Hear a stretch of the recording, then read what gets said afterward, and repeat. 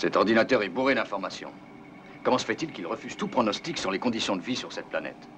Ce n'est pas la première fois qu'un phénomène de cet ordre se produit depuis qu'on s'est aperçu de l'existence de cette planète. Il n'a cessé d'analyser les informations fournies, mais il les estime toujours insuffisantes. Je trouve très étrange qu'il soit en mesure de contrôler un vol de reconnaissance à la surface et qu'au même moment, il avoue ne rien savoir des conditions de vie du milieu ambiant. Oui, cet ordinateur n'a jamais été conçu pour fournir un produit aussi rationnel qu'un diagnostic au hasard.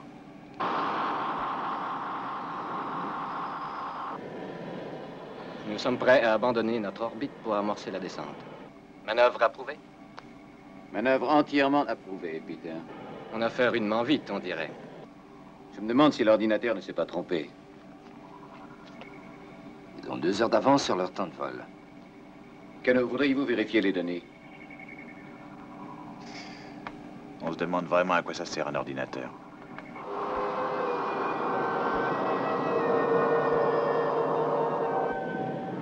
Eh, c'est genre bizarre comme paysage, on dirait.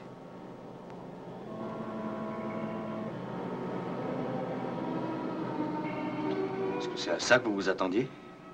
L'ordinateur est tellement réticent que je n'avais aucune idée de l'aspect de cette planète. Ils volent trop lentement. La gravité au sol risque de les mettre en péril. Ils font ce qu'ils doivent faire d'après l'ordinateur. C'est que l'ordinateur se trompe dans ce cas. Quel est votre avis, Peter? Je ne sais pas de quoi vous parlez. Tout va très bien. Ils vont trop vite et ils volent trop bas. Il y a de plus en plus de distorsions dans les informations qu'ils reçoivent. Passez en commande manuelle, Peter. La force de gravitation est 7 fois plus puissante qu'il n'y paraît. Ils ne pourront jamais y échapper. Synchronisez-vous avec l'ordinateur de bord. L'ensemble des rapports vient confirmer que la force de gravitation est bien telle que prévue. Mais c'est impossible! Arrêtez, vous allez vous écraser! J'adore le vol acrobatique. Tu es jaloux? Peter! Peter!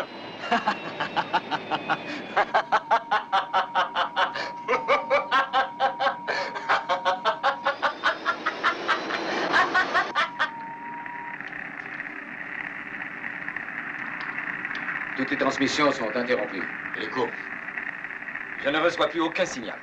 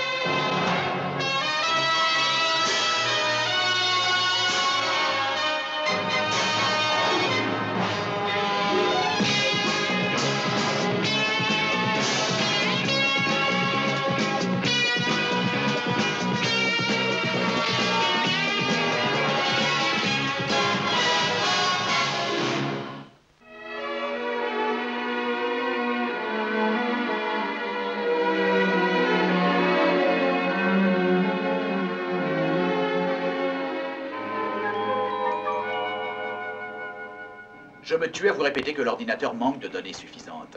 Nous ne connaîtrons son opinion que lorsqu'il aura reçu des informations dont il a besoin. Et je n'ai pas le moindre intérêt à connaître l'opinion d'une machine sur cette stupide planète. Mais pourquoi a-t-elle modifié l'information normale du vol de reconnaissance? Temps, distance, vitesse orbitale, vélocité, coefficient de gravitation. Allez-vous continuer à faire semblant de ne pas très bien comprendre? Il est impossible qu'un ordinateur s'amuse à donner de fausses informations.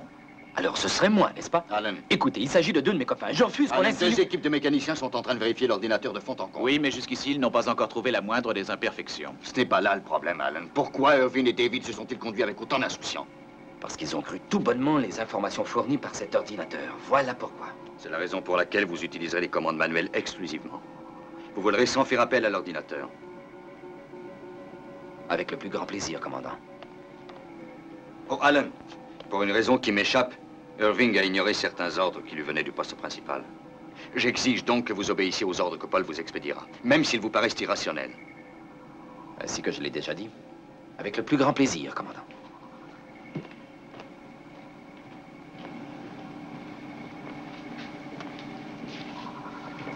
J'ai rassemblé en une carte de cette partie de l'espace la série des photographies que j'ai prises depuis quelques jours. Il semble que nous resterons en proximité de la planète Piri plus longtemps que ne l'a cru l'ordinateur. Vous voyez, notre trajectoire se resserre autour de cette zone. Nous avons été attirés plus près que nous l'avions prévu. Ça risque d'être un bien ou d'être un mal. Si l'on découvre que cette planète a des chances de nous convenir, il est clair que ça va donner plus de temps pour l'explorer et prendre une décision, mais si par contre ce n'est pas le cas, ça peut nous créer des difficultés. Ça ne va pas? Oh. Non, non, ce n'est rien. Ne vous inquiétez pas, ça va aller. Oh, ce n'était qu'un léger mal.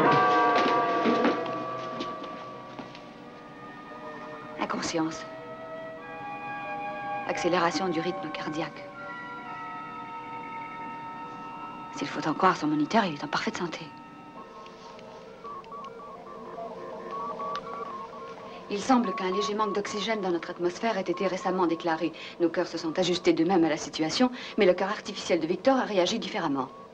Autrement dit, on ne peut même plus se fier à l'ordinateur pour la bonne marche de nos services internes. C'est brillant. Sandra, ici Koenig. Je veux que toute l'atmosphère d'Alpha soit dorénavant contrôlée manuellement et ne quittez pas le moniteur des yeux. Tout ça est ridicule. De toute façon, on ne pourra jamais tout faire nous-mêmes, on manquerait de personnel. Coupez l'oxygène auxiliaire. Eh bien, pas d'effet secondaire? Non, non, tout va très bien à présent. J'ai voulu simplement m'offrir une petite fantaisie, c'est tout. Qu'est-ce que vous pensez de nos problèmes actuels? Il est bien entendu que nous avons des problèmes avec notre ordinateur, mais je suis sûr qu'on va s'en sortir très bientôt. Vous savez, j'ai une espèce de pressentiment qui me fait croire que Piri est exactement l'endroit que nous cherchions. Il va falloir davantage que des petites fantaisies si vous espérez m'en convaincre. Dr. Russell. Elle est morte.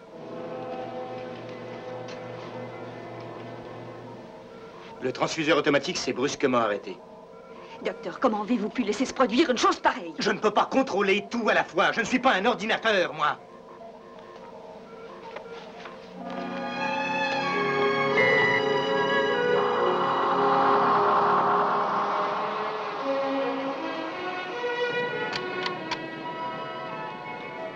Oui, la preuve est faite que c'est l'ordinateur qui avait tort. Mais j'avoue que j'ai diminué ma vitesse d'approche dangereusement.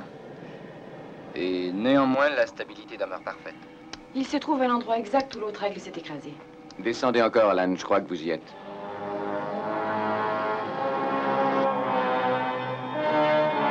Ils ne se sont pas écrasés, c'est une chance. Je les aperçois. C'est curieux. Leur aigle est comme suspendu au-dessus du sol. Qu'est-ce que ça veut dire? Ça, je ne le sais pas encore, commandant. Mais l'aigle n'a pas la moindre éraflure et je vais aller voir sur place. Je commence l'accostage.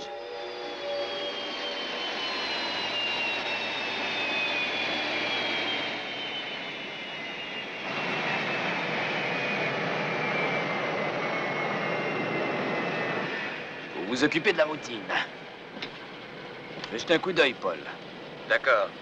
Bonne chance.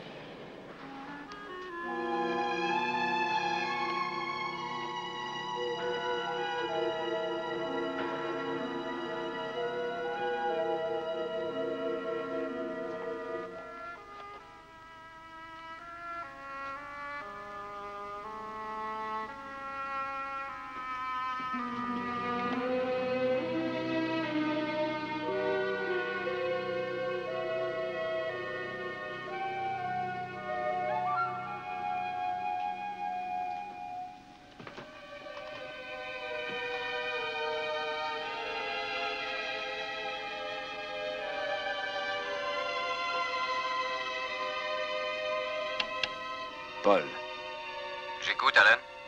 c'est la Marie Céleste. Il n'y a personne.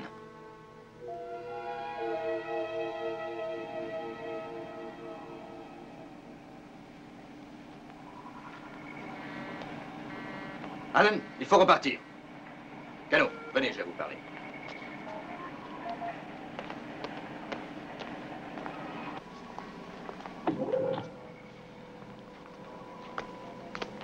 Asseyez-vous, si vous voulez. À présent, je veux savoir ce qui se passe exactement. Nous n'avons pas trouvé de défaut dans le système. À la salle de diagnostic, Sarah Graham était sous le contrôle d'un moniteur relié à l'ordinateur afin de subir une simple transfusion de sang. Elle est morte subitement. Le moniteur a décidé de s'arrêter. Mais le professeur Bergman s'y est trouvé mal à cause d'un manque d'oxygène provoqué par une déficience de l'ordinateur. Tout se trouve désorganisé, depuis les simples services de routine jusqu'aux plus importantes fonctions. Nous sommes au bord du désastre. Écoutez, j'admets qu'il s'est commis Cano, certaines il erreurs. faut qu'on découvre ce qui se passe sur cette planète. De toute évidence, l'ordinateur ne fonctionne plus convenablement. Il faut savoir pourquoi. Mais on n'arrive pas à trouver quoi que ce soit. Parce qu'on n'a pas cherché les véritables raisons de tous ces désordres. Je voudrais savoir ce qu'il peut bien y avoir sur cette planète. Et où sont passés Irving et David. Mais de toute manière, c'est cette planète qui a affecté le fonctionnement de tous nos appareils. Alors il n'y a qu'un seul moyen de découvrir comment et pourquoi, Cano.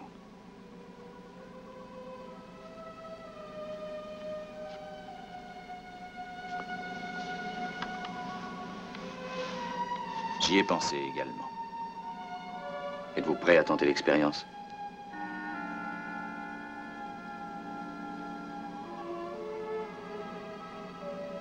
Je crois que j'ai pas le choix. Il ne nous reste pas d'autre moyen.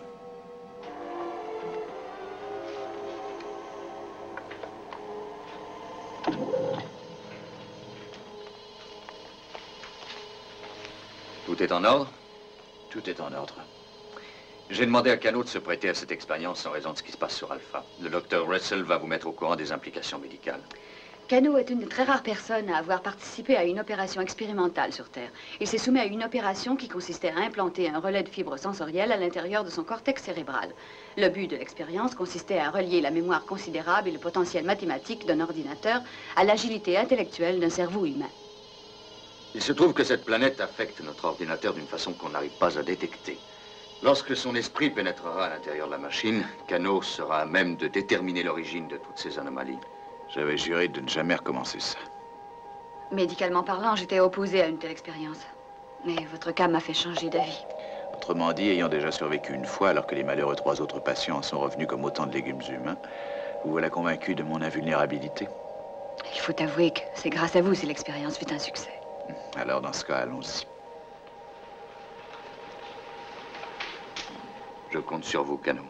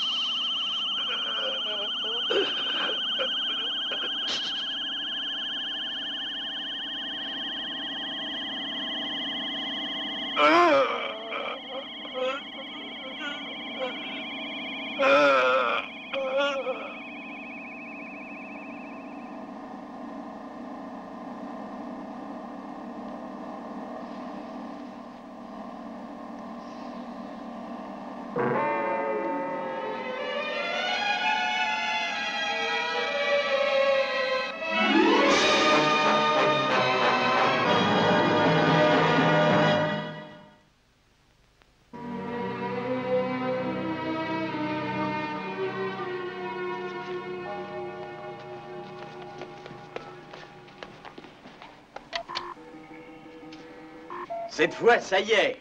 Nous sommes en orbite. C'est-à-dire qu'on est pris au piège, oui. Ça nous donne tout le temps voulu. Mais Victor, que signifie tout à coup un tel optimisme pour cette planète? On y a perdu 3 de nos hommes jusqu'à présent. Avouez que c'est un début qui porte à réfléchir. Nous n'avons aucune idée de ce qui s'est produit. Il n'existe aucune explication logique et la même chose peut arriver à n'importe lequel d'entre nous. Bien que pour vous, il ne se soit rien passé. J'étais en commande manuelle. Et votre consigne était d'ignorer les informations de l'ordinateur.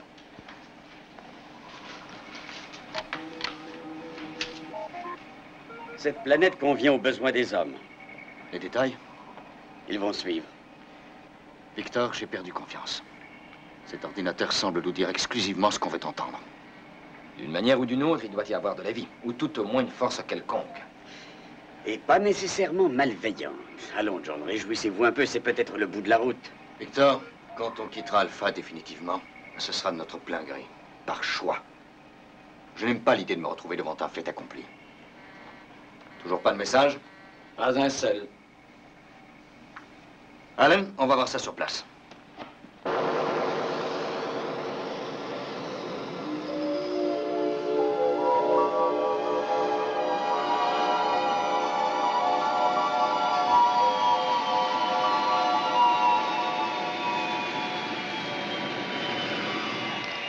Excellente manœuvre, Allen. Vous ne quittez la cabine sous aucun prétexte. Et je vous préviens s'il se passe quelque chose. Oui. À condition, bien entendu, d'en avoir le temps.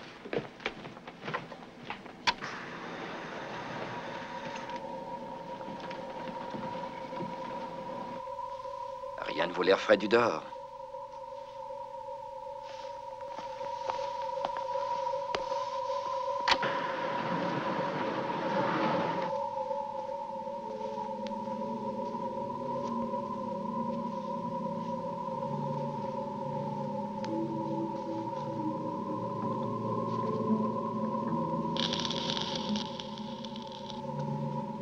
Elena, Qu'avez-vous découvert? quelles que soient ces choses ou quelles qu'elles aient pu être, elles sont mortes à présent. Le détecteur reste inerte. Ne vous découragez pas, ce n'est qu'un commencement.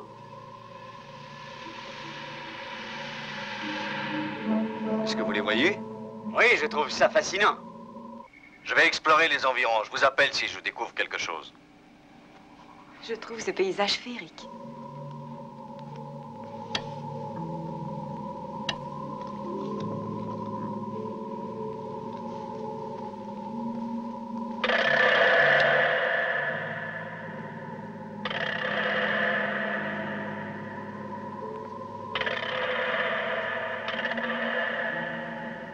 Peter! Peter, comment ça va? C'est Connie! Peter! Peter!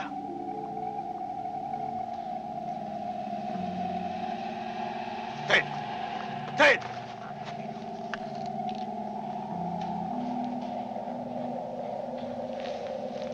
Cano! Cano, c'est Connie! Cano, parlez-moi! Cano!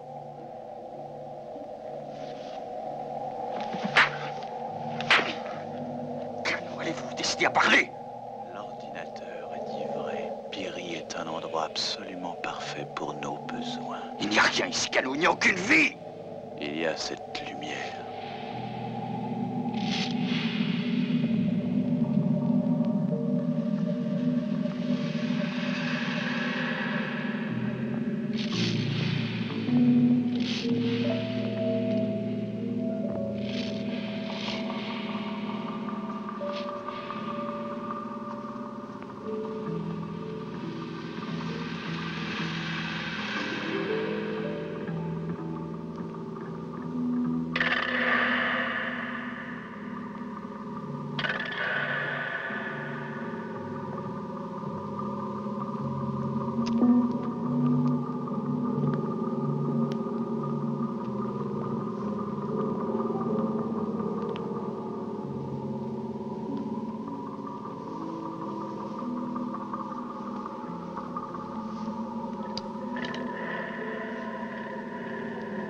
Je t'apparais afin de calmer tes craintes, et je t'apporte la paix.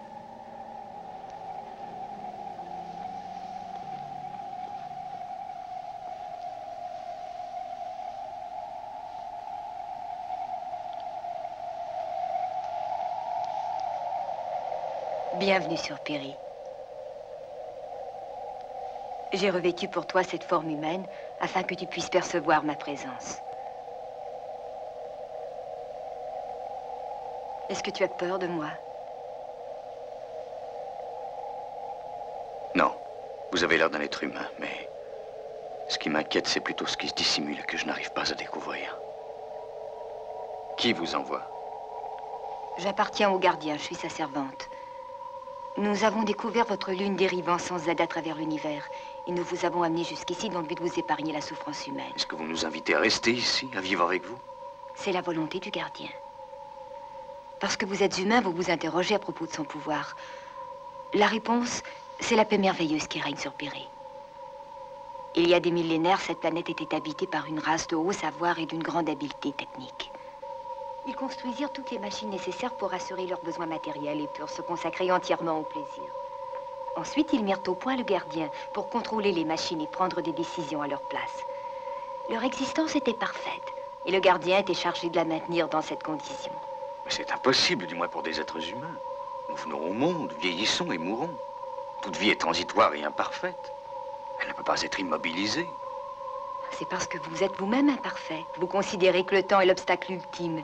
Mais la perfection absolue est l'essence même de l'éternité. C'est pourquoi le gardien a suspendu le temps. Cette planète est inapte à abriter l'humanité. Il existe beaucoup de formes de vie différentes. Nous tenons à la forme que nous avons. Mes camarades, comment ont-ils été capturés? Nous leur avons offert de goûter un bonheur impérissable. Ils y ont accepté. Le temps est terminé pour eux. La vie est terminée pour eux. Ils sont en paix. La paix des cimetières, oui. Vous les avez vus, commandant. Et cependant, vous refusez de croire. Cette crainte irraisonnée due à votre ignorance se tourne à l'idée fixe. Pourtant, vous accepterez, vous verrez, tout comme vos hommes. Cette planète n'est pas pour eux, je saurais bien les persuader. C'est une chose qui est impossible. Ils ont déjà accepté de s'en remettre en tout au gardien.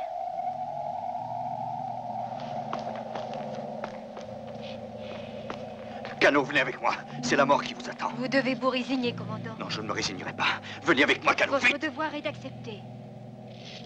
Peter, je vous en supplie. Venez avec moi. Le gardien vous transforme en un être parfait. C'est là sa principale directive.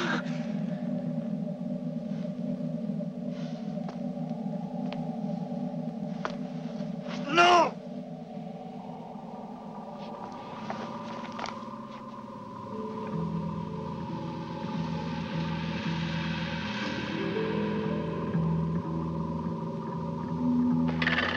Alan, préparez-vous au décollage. Commandant, vous ignorez encore le pouvoir du gardien, on dirait. Et vous l'apprendrez vite. Vos semblables ont déjà commencé. Répondez, Carter. Alan! Alan! Je ne vous reçois pas! Alan! Alan, répondez-moi! Est-ce que tout va bien? Alan!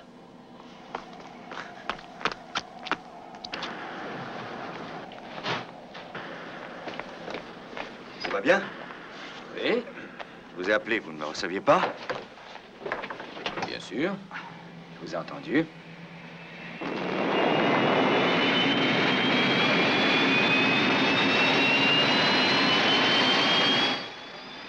C'est un bel endroit, hein? Et si paisible. Ce n'est pas un endroit pour nous. Et ça ne vous plaît pas?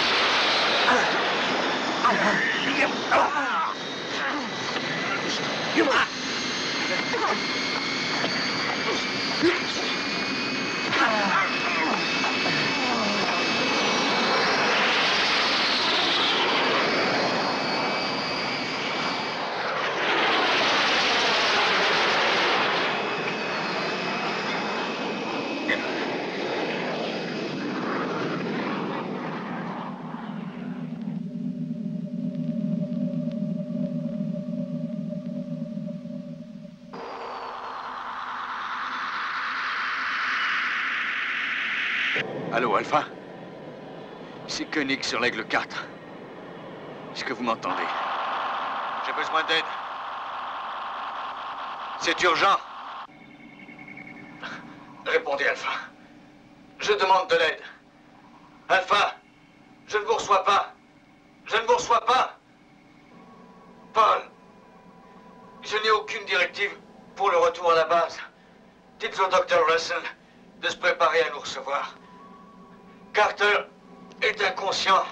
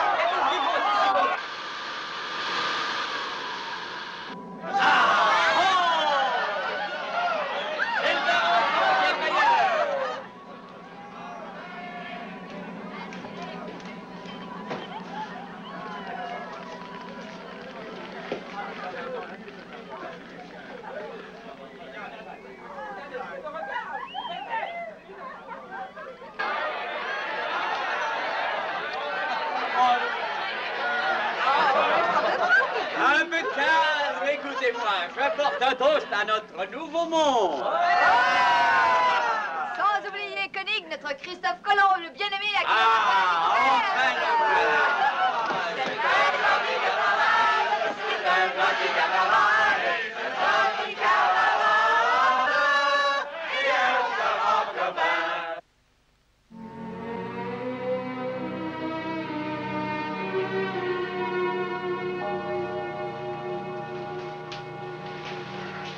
Alors, comment vous sentez-vous, commandant? Détendez-vous, commandant, détendez-vous. Vous avez fait une chute au beau milieu de la célébration d'hier soir. Célébration. Tenez, buvez ça lentement. Où est le docteur Russell? Je voudrais la voir. Elle assiste à une réunion au sommet de l'équipe de commandement. Commandant?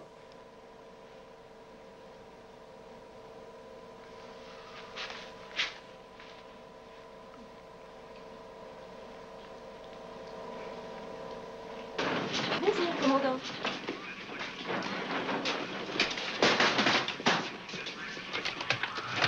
Bonjour, commandant. La section 7G devra avoir terminé la manœuvre d'embarquement telle que prévue à 0958. L'Aigle 26 décollera de la plateforme de lancement numéro 1. Il se présentera à la piste de départ en utilisant l'axe lunaire 305. L'Aigle 27 achèvera son chargement au poste 8 et y attendra les instructions ultérieures. Je ne vois aucune raison pour s'en préoccuper. Parfait, moi non plus. Oublions ça.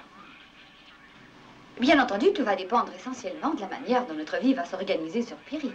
Mais je ne vois aucune raison pressante pour qu'on prenne autant de place sur un aigle en y embarquant un bloc opératoire entier. Parfait, parfait. Ce qui fait la beauté de la situation, c'est que la Lune, étant captive, va demeurer en orbite autour de Piri et qu'on pourra toujours y retourner à volonté.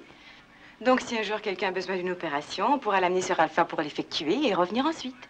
Oui, tous les avantages réunis. Commandant Koenig. Bonjour, comment vous sentez-vous ce matin? Vous arrivez à pic. J'ai l'honneur de vous présenter l'équipe de planification qui a mis au point l'opération Exodus. Avez-vous la moindre idée de ce que vous John, allez laissez-moi trouver? vous dire que votre rapport était remarquablement explicite, mais rien ne vaut l'idée qu'on se fait en soi-même. Oui, tenez, regardez, j'ai tout retranscrit là-dessus. Je n'ai jamais envoyé ce rapport, ce sont des informations falsifiées. Écoutez-moi, le gardien s'attaque à l'ordinateur et s'efforce de contrôler vos esprits. Écoutez! Je trouve ça magnifique. Nous sommes pratiquement arrivés à la fin de notre voyage. Elena, je vous supplie de m'écouter. J'ai parcouru cette planète, j'ai vu ce qu'on a fait de canaux, de David Irving, des légumes inertes. Oh, et dire qu'on a presque failli passer à côté.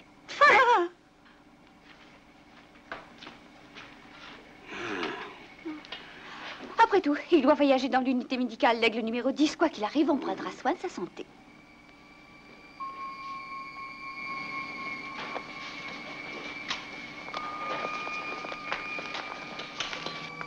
C'est rudement agréable de partir, commandant.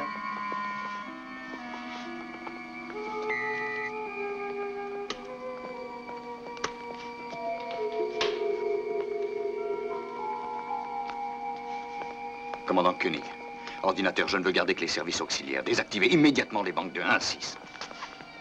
La requête du commandant Koenig entre en conflit direct avec les ordres du gardien.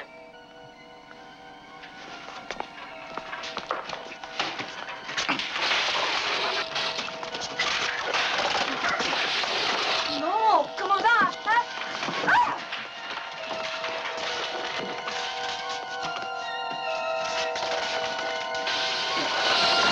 Non, arrêtez!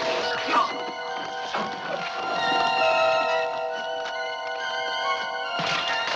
Je vous en prie. Non, je ne suis pas fou, Victor.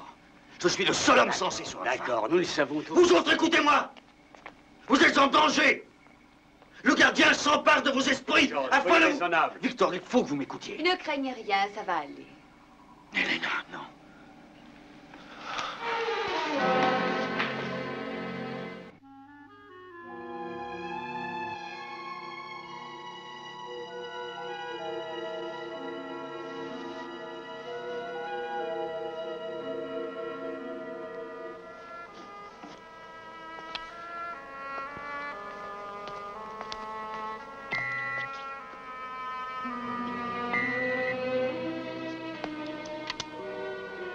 Votre liberté de mouvement a été réduite.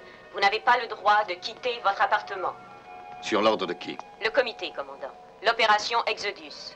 Je veux savoir qui, en tant qu'individu. Le docteur Russell. Pour quelle raison? Altération de la personnalité. Votre liberté est devenue une menace pour Alpha. Je ne suis pas d'accord. C'est vous la menace qui pèse sur Alpha. Voilà, John est conscient à nouveau, mais l'ordinateur dit qu'il était plus obstiné que jamais. Oh. Qu'est-ce qu'on va faire? Oh, il finira par changer d'avis de lui-même, le tout est qu'il arrive à comprendre. Il est tellement irréductible. Laissons-le faire. Après quelques jours de solitude, je suis convaincu qu'il viendra nous rejoindre, je peux vous l'affirmer. Nous lui laisserons un aigle, et quand la raison lui reviendra, il lui sera facile de s'envoler pour venir nous retrouver, n'est-ce pas? Excellente idée.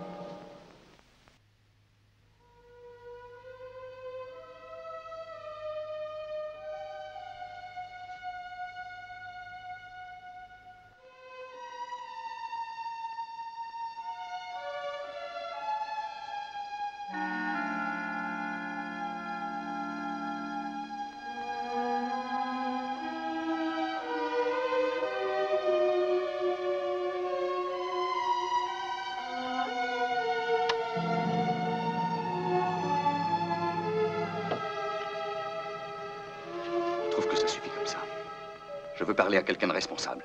Vous n'avez accès qu'au service auxiliaire. Le maître ordinateur se trouve sur la planète Piri. Vous n'avez accès qu'au service auxiliaire. Le maître...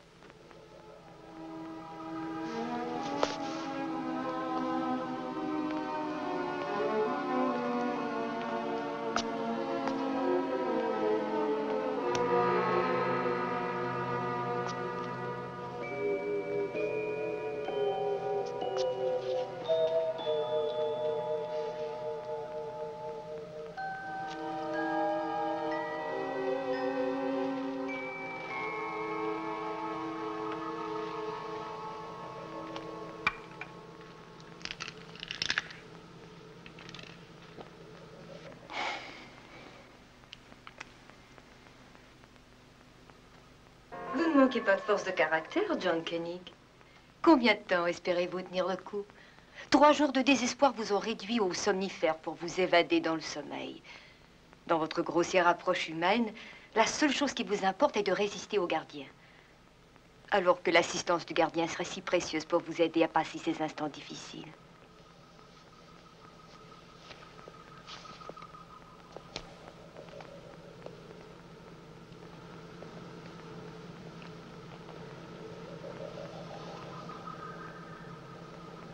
Si seulement vous consentiez à suivre l'exemple de vos semblables.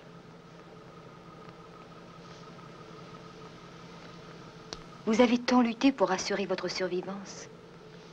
Le fardeau de vos responsabilités était presque insupportable. Et cependant, vous l'avez assumé jusqu'au bout.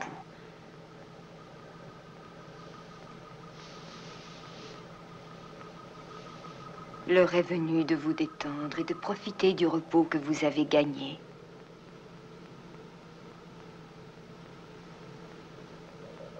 Vos blessures sont guéries, sans que votre ami le Dr. Russell n'ait eu à remuer le petit doigt.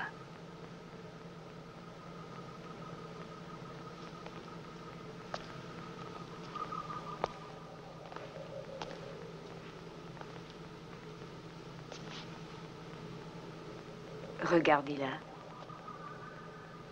Elle est entièrement détendue. Toutes ses angoisses ont disparu. Son combat est terminé. Vous pouvez la rejoindre dans son paradis.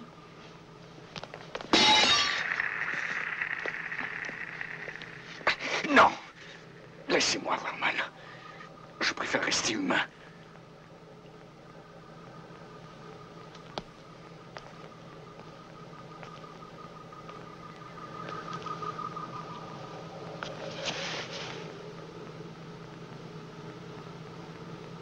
Pour une raison que j'ignore, vous nous avez attirés et fait de nous un satellite de votre planète. Et c'est vous qui nous avez réduits à ça. Par votre présence dans notre univers, vous risquez de troubler la paix de Piri. Il fallait bien qu'on se défende contre vous. Nous suivons les consignes du gardien. C'est pour cela que le gardien a saboté notre ordinateur? Votre ordinateur n'a pas été saboté. Il a été pris par le gardien pour son utilisation personnelle. De tout ce qui se trouvait sur Alpha, son esprit était le plus proche de la notion de perfection. Il a dû se soumettre à la domination du gardien. Ces conditions peuvent paraître acceptables pour une simple machine, mais les êtres humains, eux, ne peuvent exister en termes aussi abstraits. Vous dites que vous êtes servante du gardien. Est-ce que vous ne pouvez pas le lui faire réaliser? Qu'est-ce que les Pyriens en pensent? Faut-il qu'on s'achemine vers l'annihilation? La perfection est une chose obligatoire. Vous ne pouvez pas ne pas être parfait.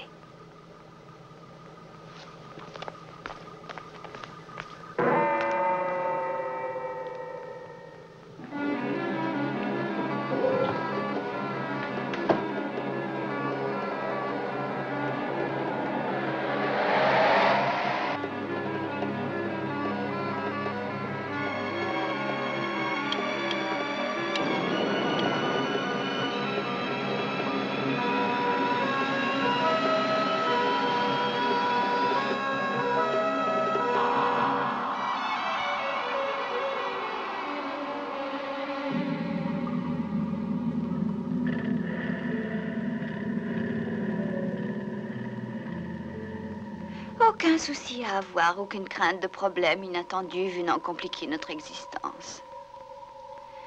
C'est un vieux rêve enfin réalisé.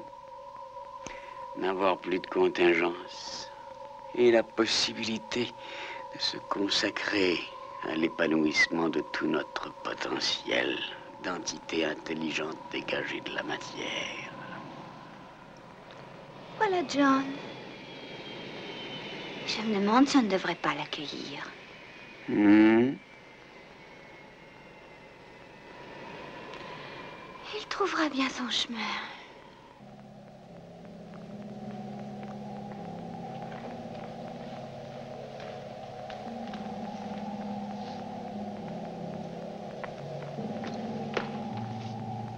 Sandra!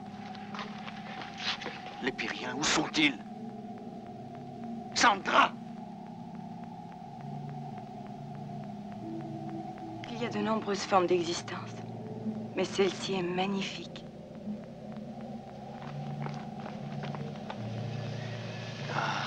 Paul, il faut que vous m'aidiez. Nous sommes si errés. Les Pyriens, où sont-ils? On est si errés. Elena! Elena! Elena!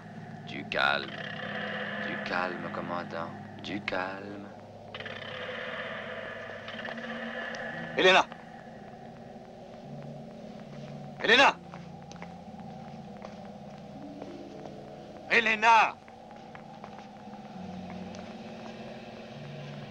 Elena! Et pourquoi ne pas répondre? John, je suis tellement heureuse que vous soyez là. Où sont les Pyriens? Ils nous ont fait don d'une vie éternelle.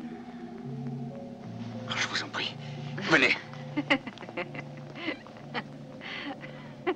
Oh, c'est John.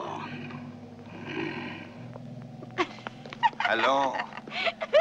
Venez, venez. Allons.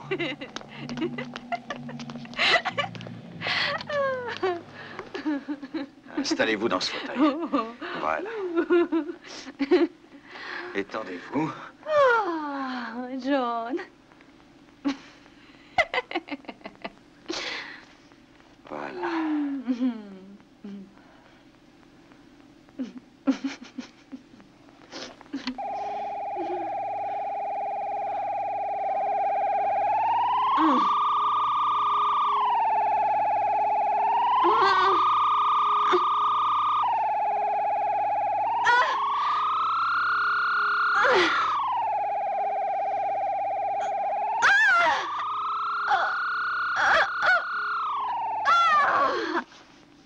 C'est terminé, Elena. Laissez-moi retirer tout ça, détendez-vous. Oh, un traitement de choc. Est-ce que mon cœur s'est arrêté de battre? Pire que ça, bien pire que ça. Heureux de vous avoir récupéré. Je suis anxieux d'apprendre ce qui s'est passé durant mon absence. Vous êtes sur la planète Piri. Oh oui. Exodus. Nous avons débarqué sur cette planète inconnue. Mais parlez-moi des Pyriens. Est-ce qu'ils vous ont bien accueillis? Je n'ai vu que cette lueur éclatante. Et ça, c'est le gardien. Je voulais parler des populations qu'il contrôle. Que voulez-vous dire? Il n'y avait pas d'habitants. Ah, Elena, vous êtes encore en état de choc. Réfléchissez. Il y avait bien des machines. Il n'y avait rien. Tout était immobile. Il n'y avait aucune trace de vie. Il n'y avait aucune trace de vie.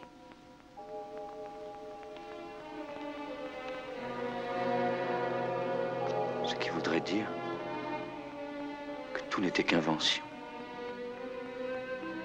Qu'il n'y aurait aucun Pyrien. Être d'un autre monde. Le seul souci du gardien de vous épargner le moindre effort afin de rendre vos vies parfaites. Nous en remercions le gardien. Vive le gardien! Le gardien vous a rendu heureux. Nous sommes heureux. Nous sommes heureux. Et vous êtes en paix. Nous sommes en paix. Accepteriez-vous que votre paix soit troublée? Non! Il en est un parmi vous qui s'acharne après votre calme, dont le seul but est de détruire votre paix, et qui refuse d'accepter la domination du gardien. Il faut l'abattre sans attendre. Il faut l'abattre! C'est votre commandant, John Koenig. John Koenig! Il faut que vous le détruisiez pour que le gardien puisse vivre et vous protéger éternellement. Vive le gardien! Vive le gardien! Abat John Koenig! Vive le gardien! Alors, Koenig, tu n'aurais pas dû revenir. Nous ne reconnaissons plus ton autorité. Et de laisser Elena tranquille.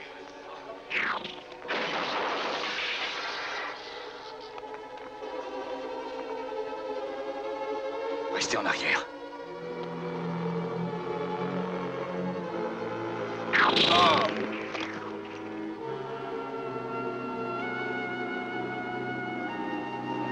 Oh. Elena, par ici, il n'est qu'étourdi.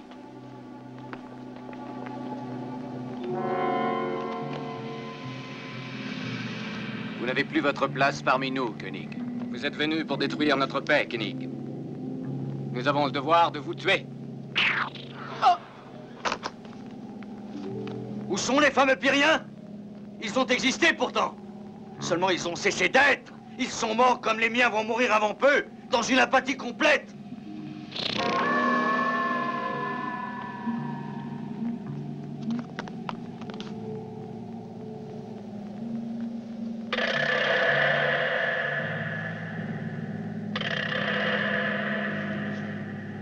Voilà ce qu'est la vie sur Piri.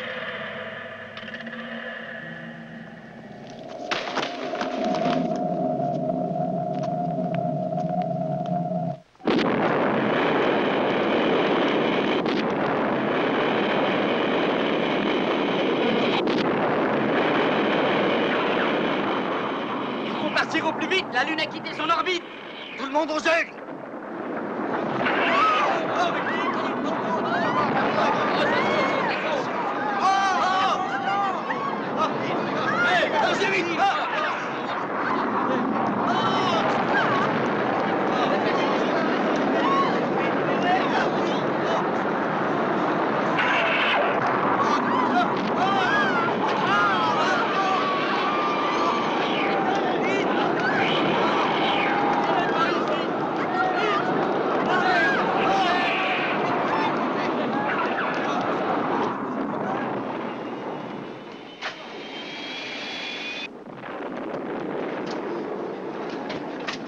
Pleine puissance. Pleine puissance.